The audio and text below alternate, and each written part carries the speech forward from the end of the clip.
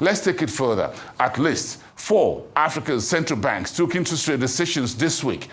That's ending today. On Wednesday, the Bank of Namibia holds its repurchase rate at 6.75%, citing uncertainties around the global economy and the U.S. tariff chaos.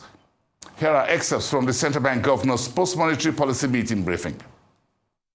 To continue safeguarding the peg between the Namibia dollar and the South African rand while supporting the domestic economy amid heightened global policy uncertainty, the MPC unanimously decided to keep the Repo rate unchanged at 6.75%. This decision was reached following a comprehensive review of current and expected domestic, regional, and global economic developments. Let us consider developments locally that has informed the decision. Domestic economic growth was experienced in 2024 and continued during the first 2 months of 2025. Despite a recent uptick, domestic inflation appeared to be well contained. Growth in private sector credit extension, PSC, remained subdued and broadly unchanged since the previous MPC meeting. The merchandise trade deficit improved and the stock of international reserves remained sufficient to maintain the currency peg and meet the country's international financial obligations. Real gross domestic product expanded at a solid pace of 3.7% in 2024, albeit slower compared to 4.4% in 2023. The moderation was attributed to a contraction recorded in the primary industries, particularly in the diamond mining subsector. The activity in the domestic economy expanded further during the first 2 months of 2025 relative to the corresponding period in 2024. The positive performance was driven by the mining, tourism, wholesale and retail trade, communication, transport, and construction sectors.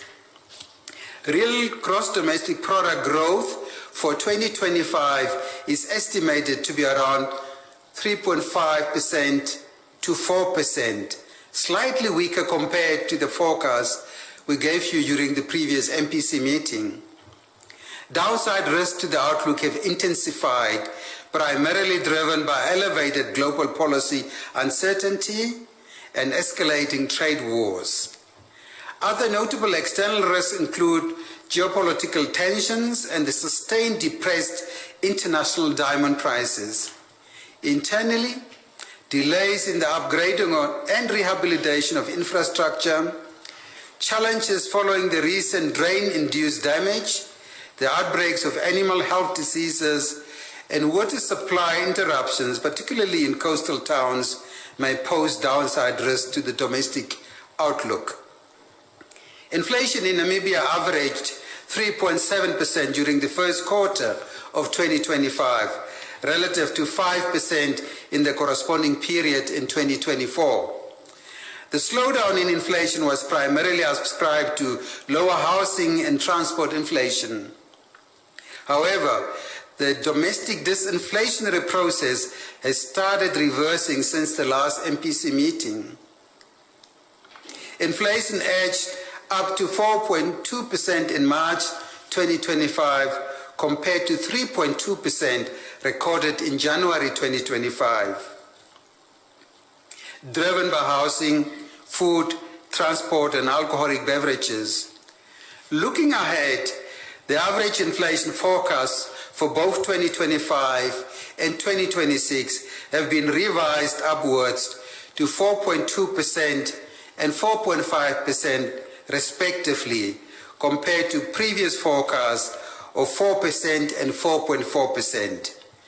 This upward revision is primarily due to a weaker exchange rate and higher administered price assumptions. The annual growth in PSC remained broadly unchanged since the last MPC meeting.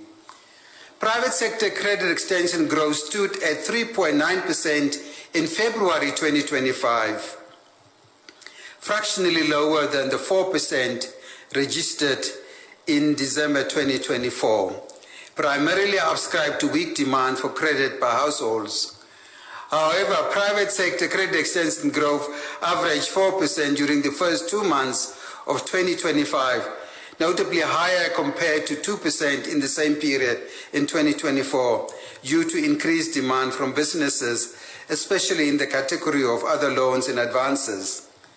Despite this recent uptick, overall credit growth remains sluggish.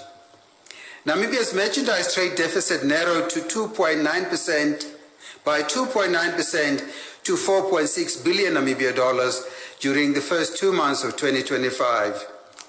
The improved position was due to increased export receipts, primarily from gold and uranium.